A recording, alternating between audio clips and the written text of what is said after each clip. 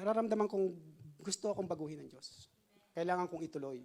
Hindi lang nung time na yon para, nung pagkakataon na yon para baguhin ko yung sarili ko, tanggapin ko ang kasalanan. Ako yung makasalanan o meron man akong mga dapat patawarin tao.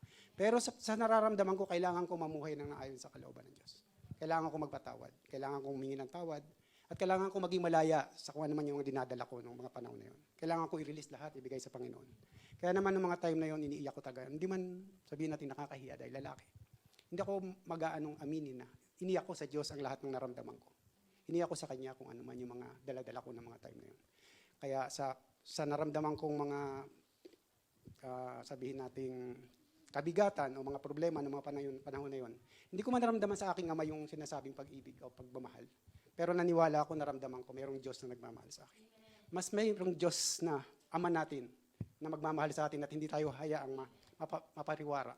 Nandiyan yan ang Diyos para tayo gabayan. Nandiyan yan ang Diyos para ibalik tayo sa Kanyang presensya. Umalis ako sa gawain ng Panginoon, alam ng mga kapatiran.